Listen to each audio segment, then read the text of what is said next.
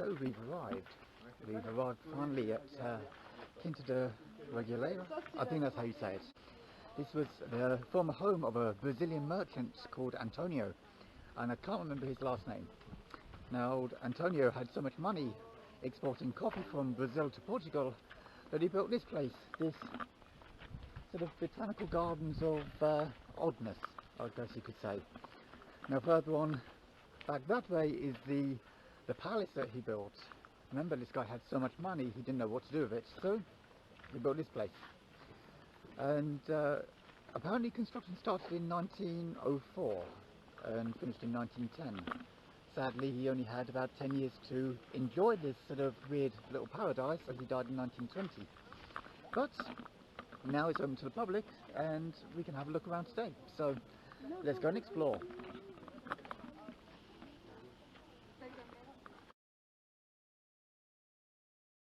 So, trying to be nice to the Uber driver so he didn't have to go 20 kilometres around these windy roads, I said, don't worry, stop at the bottom of the hill. What he didn't tell me was fucking miles the entrance uphill. See at the entrance. So what I didn't realise was you're meant to keep your mask on inside and outside, so I better put this on, but I just want to show you this. These weird little caverns, which I don't know if you can see. I don't know what the hell these are, but they seem to be everywhere, all dotted around this landscape, with these sort of crazy little outbuildings all along here. I mean, take a look at that. It sort of looks like it's been here for hundreds and hundreds of years, but it's not even 100 years. Oh, almost, just about. Interesting. So let's carry on walking up the hill towards the well that everybody's been talking about and see what's inside this Knights Templar inspired well. So we've started walking up to the well and I found this. One of these weird little grottos. I don't know what is inside. Nothing really. But I have no idea what this guy was thinking. Maybe he was on something when he designed this place, but it's definitely strange. I love how they've got these rock formations and this pathway carved out the cliff. It'll be interesting to see what it's like when we get to the top. Right, so we're halfway up and we've come to this. Another little castle-y thing. Complete with a well. But it's not the well we're looking for. But it's got some water in it. Let's have a look. Up. Not much up there. But it's interesting. All these little battlements. And still we're not at the main point yet. But take a look. I mean, pretty impressive. I mean, you must have quite an imagination to build these sort of little plateaus of strange castle-y things. Right, let's have a look inside. Lovely architecture. It's kind of unique, very gothic. I've no idea if there's a one-way system, but fuck it, let's go.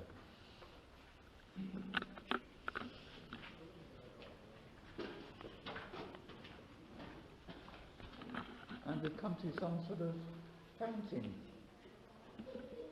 And, well, that's interesting. Looks like no entry, but these caves go, well, they go quite a way. But we can't go down it, unfortunately. Maybe there's another system somewhere else we can have a look at, but it's strange. Why on earth would you build a place like this?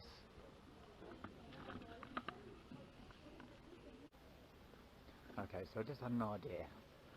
Let's have a look, see if we can find a bit of a better view of the place in this little fortress.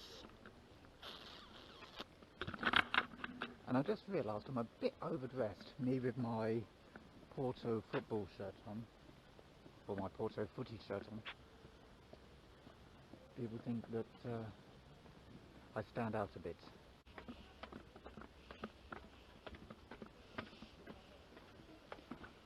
Now, do we go this way or do we go around? Do we go around? No? No, we have to go up that way. There's only one way. Should be interesting. Okay, let's see. Oh my god. A little bit thin. I mean, I'm thin, but not this thin. Come on. Look at that. And, well, not quite there yet. And whoa, take a look down there. All these sort of little grottos, little pools, all made by Antonio, or for Antonio should I say. And oh my god, I don't do heights, but take a look at this. You've got the Moorish castle up the top, you've got the square below, the fountains there, and we are heading somewhere up there. Pretty good view, even with the Porto jersey. So I just made it to the imitation well, whatever you call it, but take a look at the fucking chill. There is no way I'm standing in this thing. I mean, it goes on for fucking miles. Excuse the language, but I mean, this is ridiculous. Like, what I'm going to do, I'm going to try and go up, back, over and see if I can have a look at it from the top looking down. So, time for plan B. So this is as close as we're going to get to the annotation well. Yeah, I failed. I've had a walk around, can't find anywhere that's suitable, you know, it's just all boxed in, it's not how I thought it was going to be. So, unfortunately, I'm not going to wait in a 2-hour queue, something like that, maybe 1 hour. So, after that epic fail, I decided to take some photos off the internet, so at least we get an insight into what the imitation well actually looks like.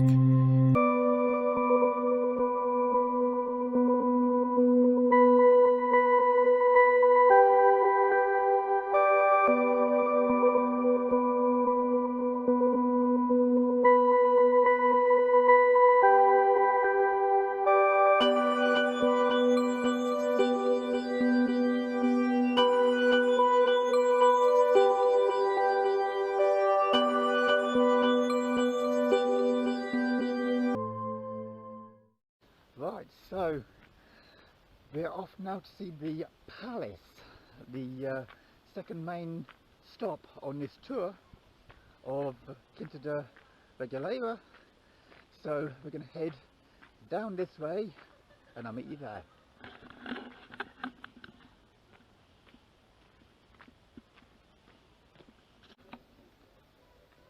So I was kind of annoyed that we didn't get to see the annotation well, but down here I think I found an alternative. So if we go around here, look at, we've got a much smaller well. Take a look. Without dropping the selfie stick and the camera down the thing. But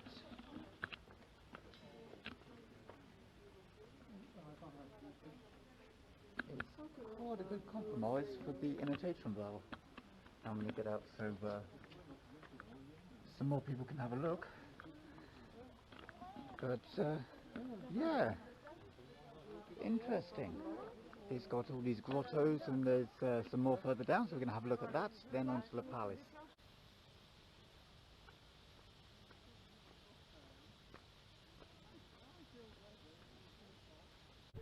So every time I stop recording, I find something new to show you.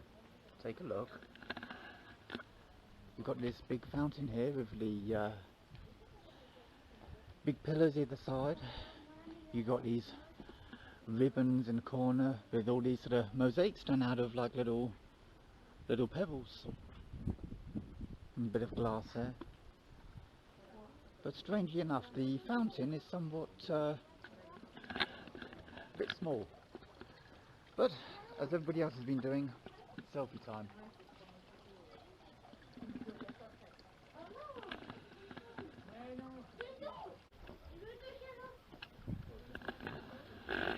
So I've just been told that the water is actually drinking water. So don't know whether to trust this. Let's give it a go.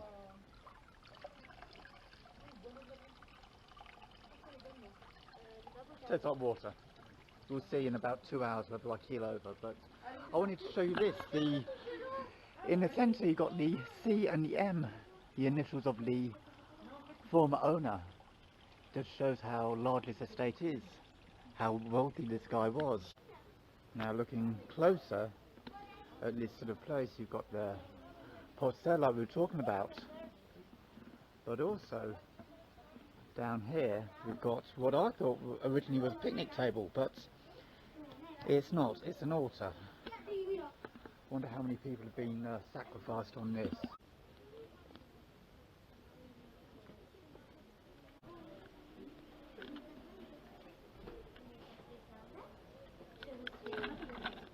So before we go into the palace, we're going to have a little walk down here to get a better look. So it's quite dark. But maybe less people. But look what's here. Interesting. We've got more of these little grottos, but creepy. Water. Again, these sort of fonts which are all over the place. And then here you've got the palace. Again, you've got these what do you call them? Palms? No, not palms. Shrubs, which are quite famous in places like Australia, New Zealand. But take a look at these gardens. Amazing. Here you get another view of the palace. How gothic it is. And then the immediate gardens. The back gates there. It's all quite interesting. And as well surrounded by this sort of Victorian sort of idea of shrubbery, rockery. All very ornate, but maybe with a secret meaning of something that's related to the Masonic Lodge or even the Knights Templar. Now let's go back up here and queue up for the palace.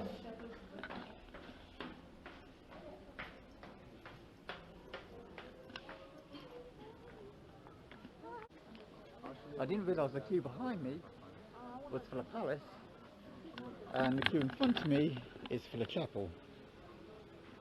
So let's see if we can have a look. But meanwhile, while we're making for these people, you've got the cherubs, you've got St. Peter up the top there, like the cloud of, or the gates of heaven should I say, with another statue here, cross up the top, and St. Anthony on the side there. Now, let's see if we can have a look in. Just waiting for somebody to take a selfie. I think they've got these ear things that they rent and they tell you all about it. I didn't do that. I'm too impatient for listening to somebody telling me what to do. So let's see. Right, take a look.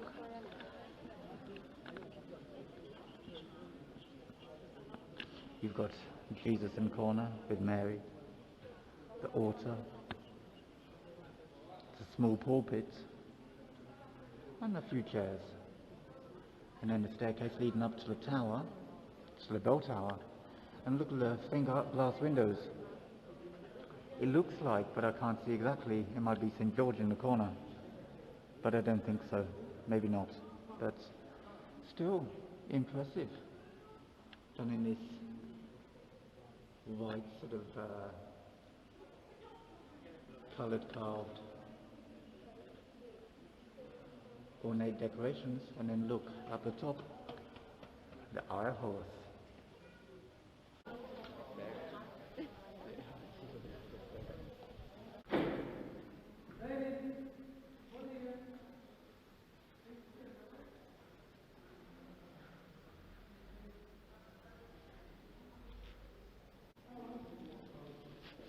Now that's what you call a fireplace. I don't know how much I can film, but we'll take a look.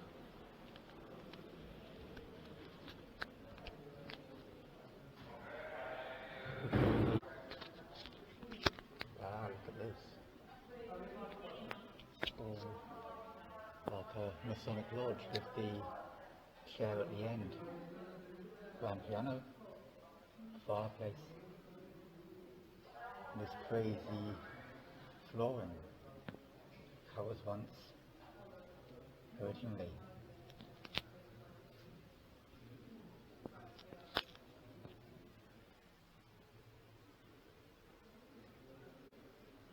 Here's another look at it.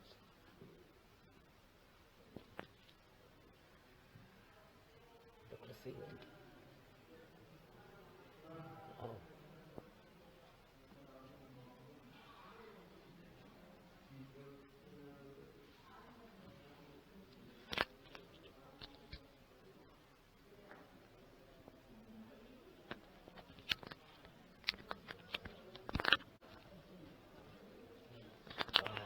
Look at this.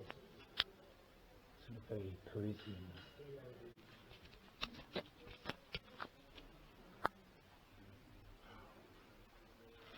Look up there, look at the different monarchs. My favourite room, the smoking room.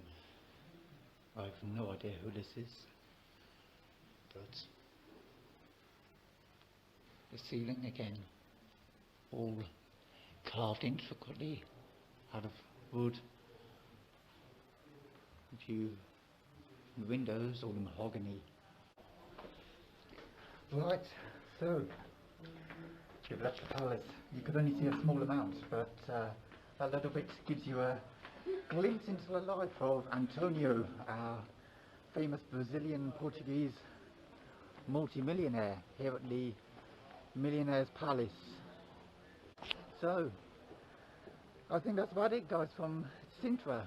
So we're going to be heading off to a new place, a new town, new city, and we'll see you in another video next episode.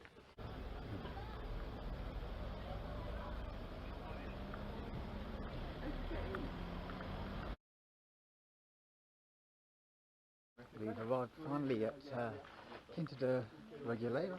I think that's how you say it. Quinta da Regaleira. Take two.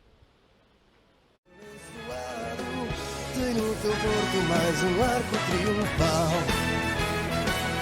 Porto, Porto, Porto, Porto.